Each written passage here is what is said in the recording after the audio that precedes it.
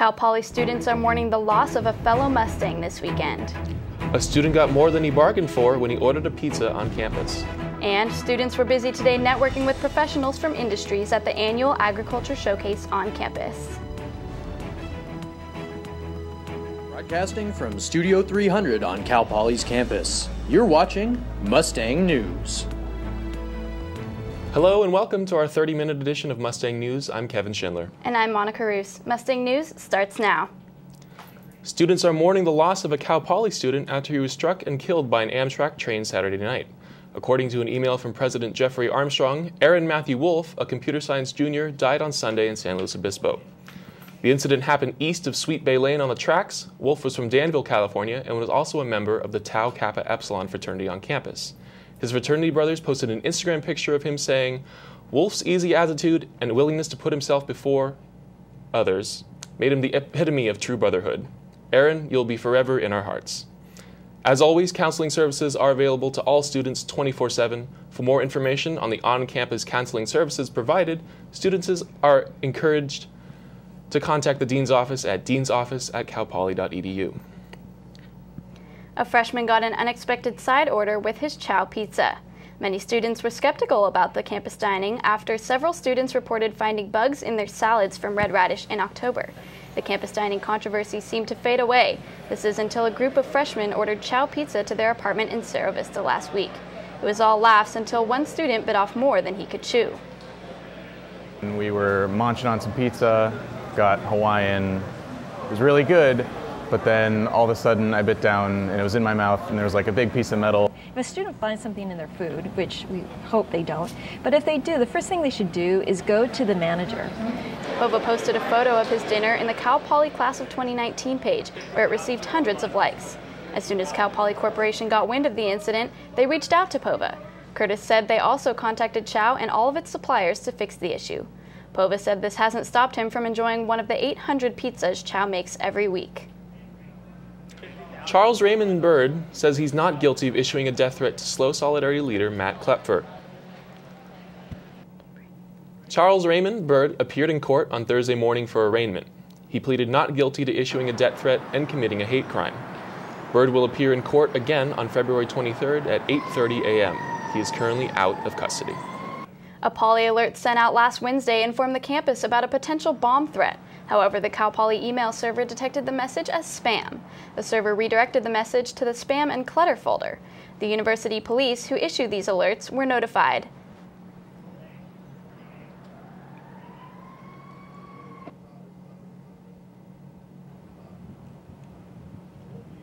Everybody's email in the system, in the Cal Poly email system, it got sent to the clutter file. So we test it by sending it to a test group, which includes myself, to make sure that it was properly identified in the system and it was not being filtered out as spam.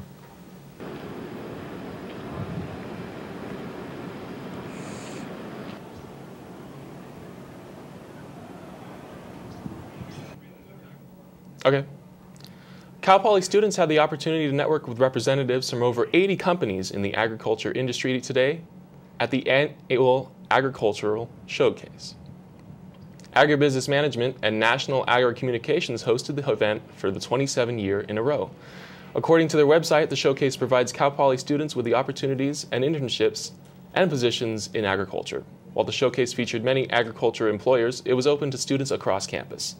The internships and positions range from pesticide control to packaging produce to marketing products. The event was held in the farm shop and allows students to be a little more relaxed with potential employers. And I went to the career fair on campus, and I think it's definitely very different from that. I think it's more like informal. You can actually talk to more companies and more big bosses, so I think it's awesome. For more information on upcoming events in the agribusiness, visit their website at agbcalpoly.edu. Coming up, and what students should have in case of a power outage.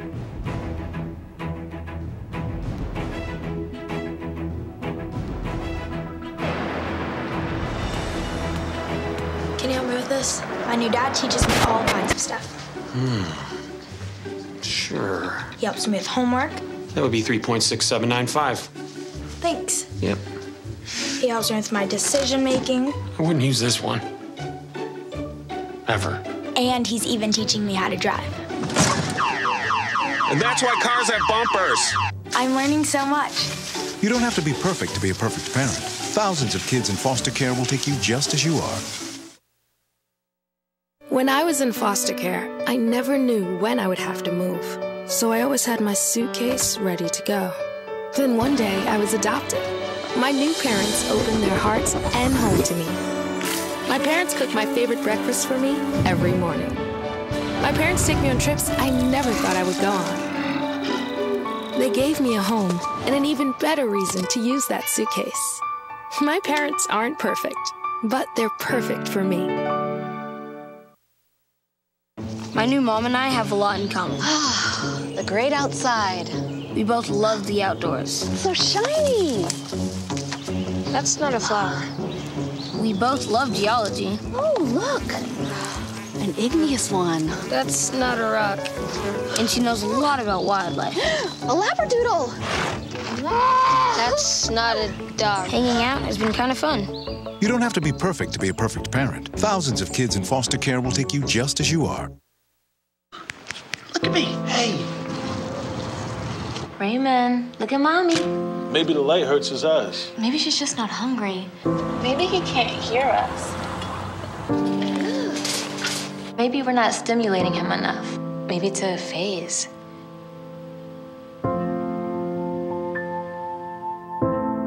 Avoiding eye contact is one early sign of autism. Learn the others today. The sooner it's diagnosed, the better. A local vineyard is using animals for a traditional approach on maintaining their field. Here's Mustang News' Aiden Matthews has the story. Tablas Creek Vineyard in Paso Robles is a 120-acre property that not only grows wine grapes, but houses animals as well. The animals help produce a farming process called biodynamics.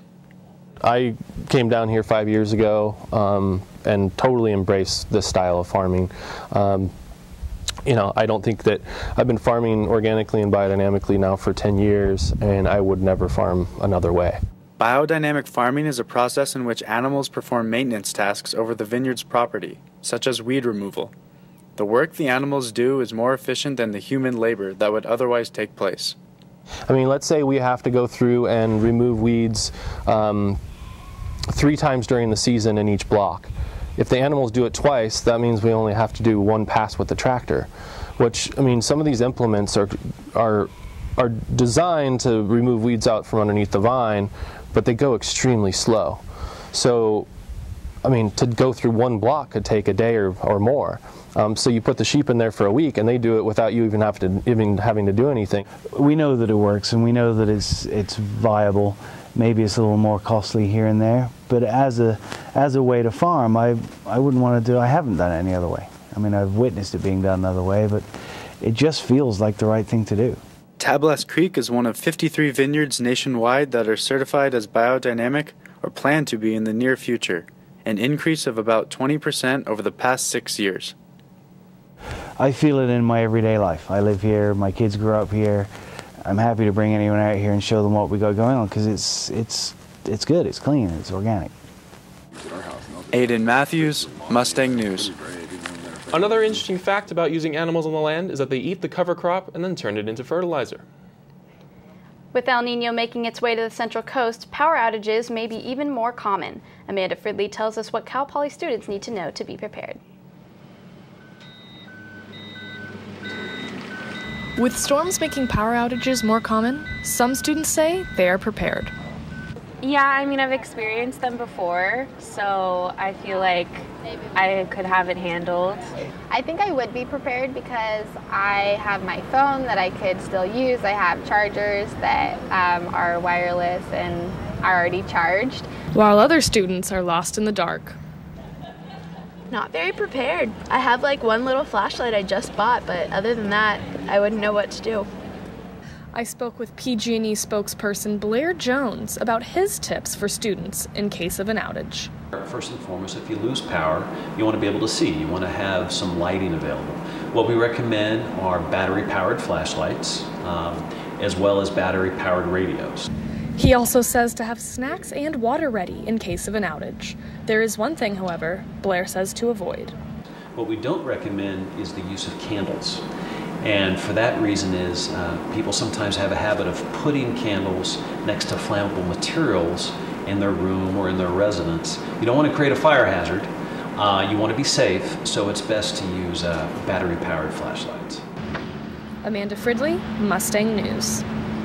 PG&E also says it is important to have a safety plan in case of a power outage.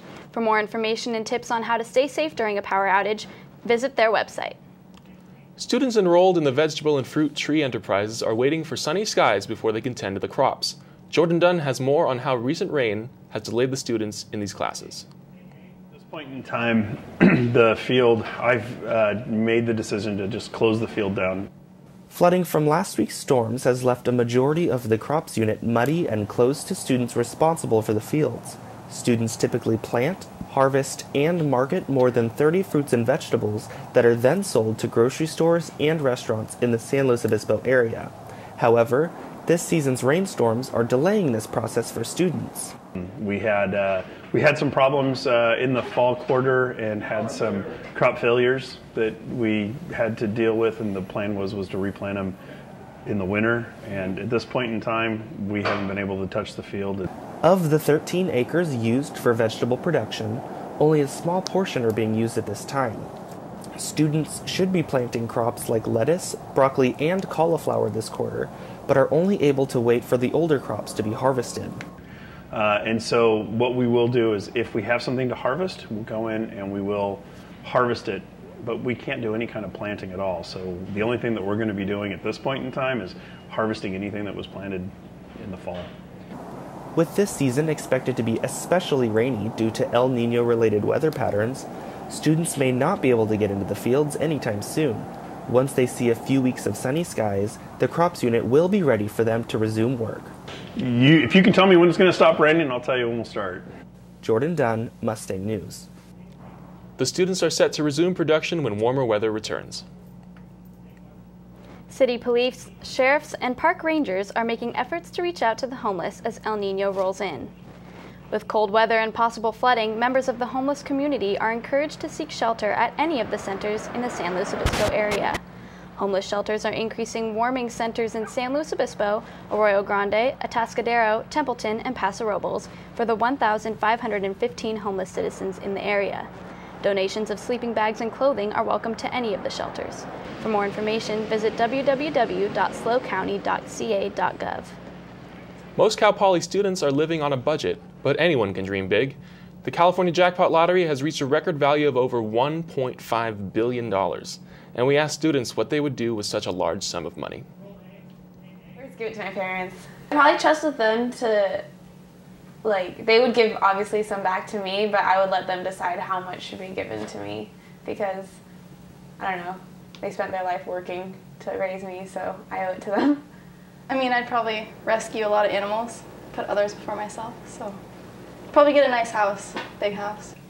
I would save it, and I would travel.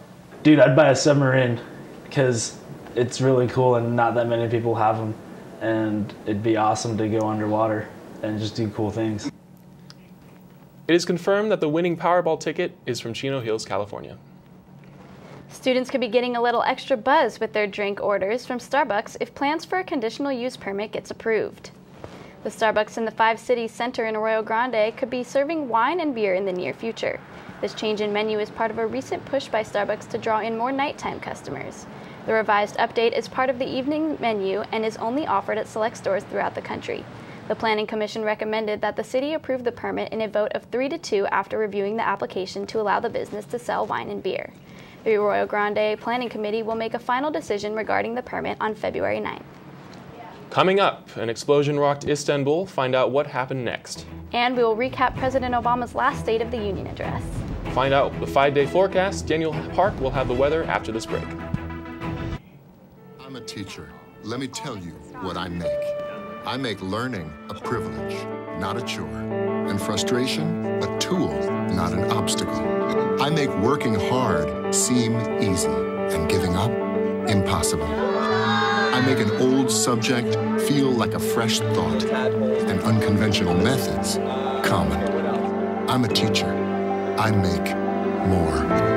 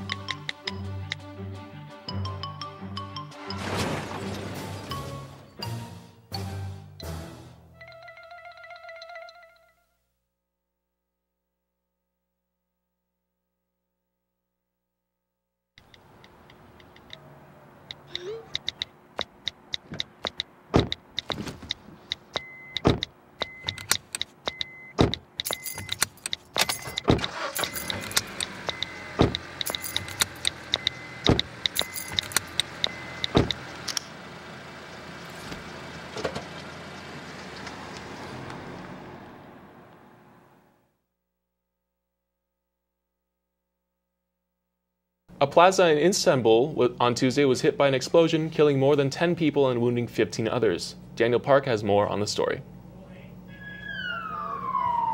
A plaza in Istanbul was quickly swarmed with security forces and ambulances minutes after the blast. The explosion happened in the area despite a heavy presence of security forces. As of this time, no group has claimed responsibility, although ISIS is largely suspected of being behind the attack. Turkish President Tayyip Erdogan was quick to condemn the attack. I want to express that I condemn the terror event in Istanbul's Sultanahmet Square that has been evaluated as a suicide bombing attack with Syrian roots. Meanwhile, in response to the explosion in Istanbul, Germany has convened its crisis task force in order to find out who was behind the attack. The plaza in Turkey is in an area that is known for its tourist attractions, and many countries have issued warnings to those wishing to travel to the country. Several countries have already updated their advice to travelers hoping to visit Turkey. Germany was perhaps the most cautious, warning its citizens to not visit popular tourist attractions and public spaces. Tourism is expected to drop in Turkey as a response to the attack, which would be devastating to Turkey's economy. Daniel Park, Mustang News. President Obama has also condemned the attacks, although critics have blasted the president for not doing enough to combat terror around the world. Washington, D.C. was filled with life as President Obama gave his last State of the Union speech Tuesday night. The speech was optimistic, and Obama pledged to do all he can to unite a fractured country during his last few months in office. Entering the Capitol, President Obama was greeted with applause. In his speech, President Obama vowed to continue fighting for the middle class, rejecting his opponents' claims that the economy is still weak. Anyone claiming that America's economy is in decline is peddling fiction.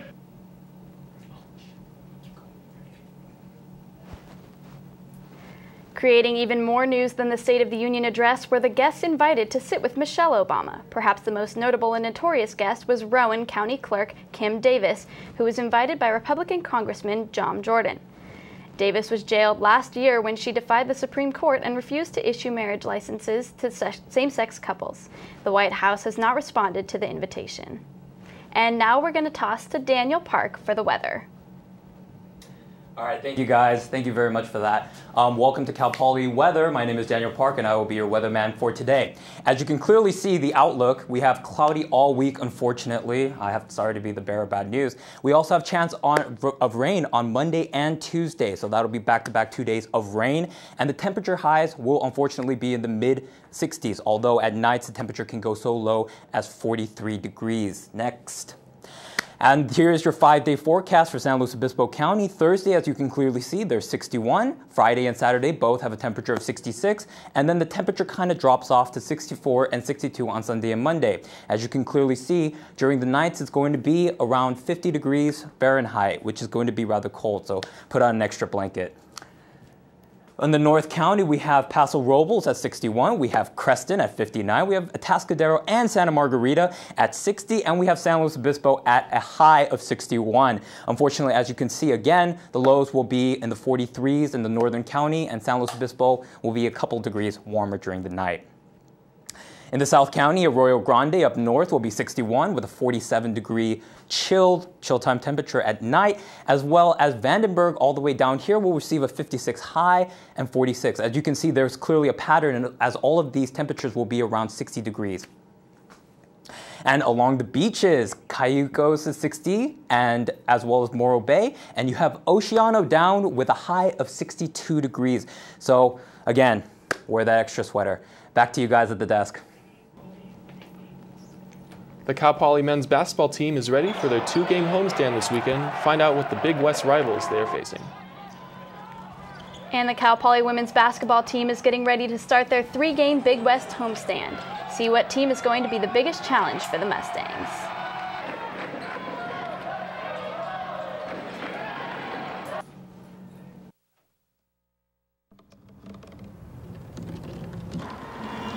Everybody has a dream.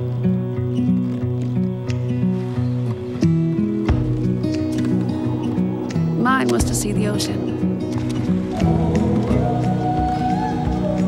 And with a little help, I made it.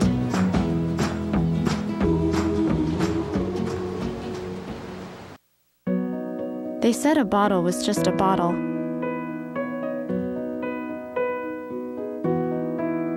That no one would ever notice me.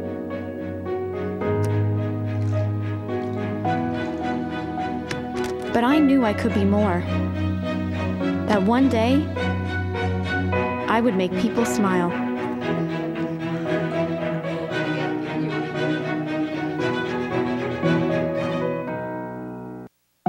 They told me a bottle couldn't dream. That I would never become a superhero.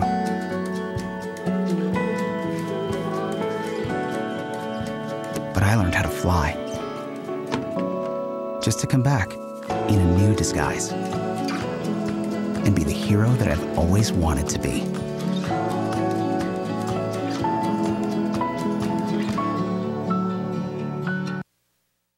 The inherent right to work is one of the elemental privileges of a free people. Endowed, as our nation is, with abundant physical resources, and inspired as it should be to make those resources and opportunities available for the enjoyment of all, we approach re-employment with the real hope of finding a better answer than we have now. Donate to Goodwill, where your donations help fund job placement and training for people in your community. Men's basketball welcomes UC Santa Barbara and Long State into Mott Athletic Center this weekend for a few Big West showdowns. UC Santa Barbara comes into town on Thursday with a 6-8 record and a 0-1 record in Big West play. The key for Cal Poly will be stopping senior guard Michael Bryson, who is averaging 19.5 points per game. The Mustangs are 6-8 overall on the season, going into the heart of Big West play. Getting home for the huge homestand against both Santa Barbara and Long Beach State, two traditional powers, top half of the conference, both of them for the last 5 years. The Mustangs play Thursday night in Mott Athletic Center against the Gauchos with tip-off at 7 p.m. The game against Santa Barbara is a green-out. Cal Poly women's basketball starts their 3-game home game against Cal State Fullerton on Saturday. Fullerton will not be an easy matchup for the Mustangs.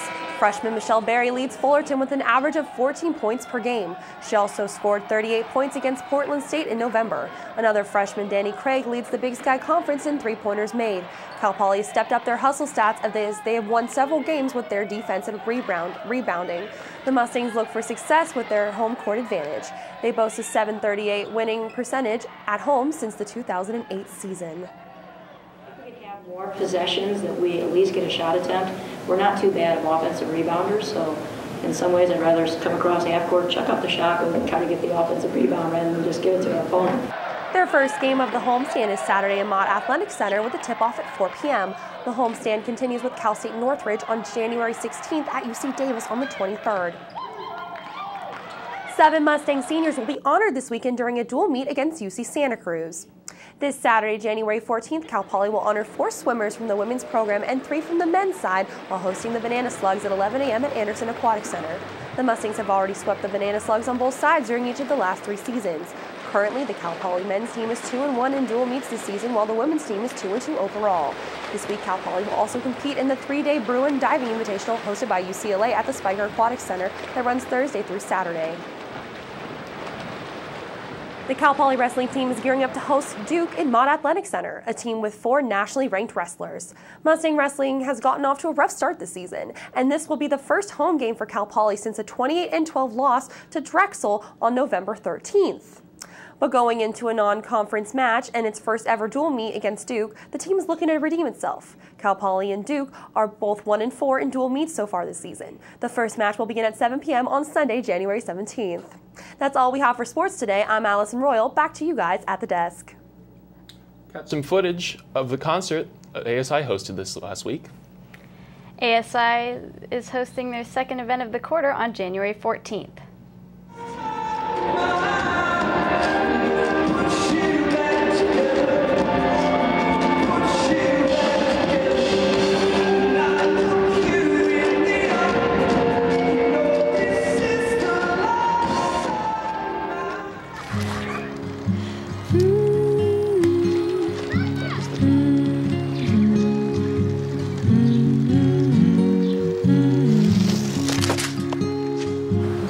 Of all the things you've done with your bike, donating it to Goodwill may be the most incredible of all.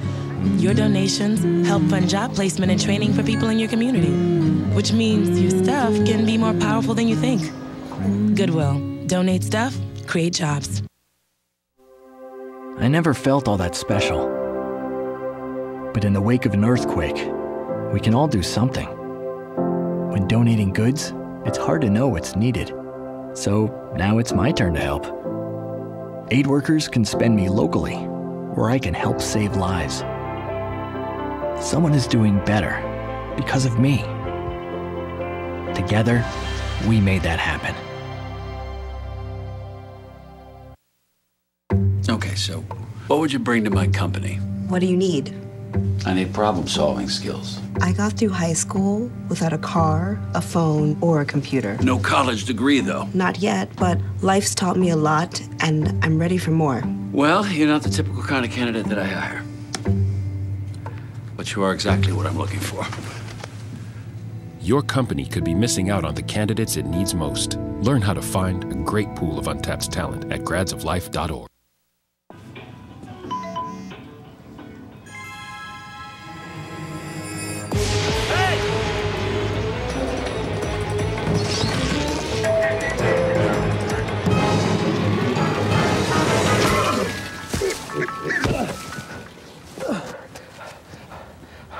So, same time next week?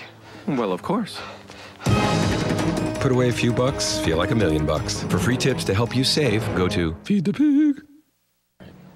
Last week, Cal Poly hosted the Ex-Ambassadors at the Rec Center. The Ex-Ambassadors, as well as their opening act Freedom Fry, graced Cal Poly with a concert last Thursday evening. The event, which was free for students with a Poly ID, had an impressive turnout. The gym was almost completely packed. Both bands played several songs, including headliners like Gorgeous and Renegades. The crowd loved every minute of the performance. Fans across the world are mourning the loss of music icon and actor David Bowie, who passed away this Sunday, just 2 days after his 69th birthday. Bowie lost his battle to cancer Sunday after undergoing treatments for the last 18 months. He is best known for being a successful songwriter. And that's all we have for Mustang News this week. I'm Monica Roos. And I'm Kevin Schindler. Thanks for watching. We're going to go ahead and leave you with some concert footage from the concert last week.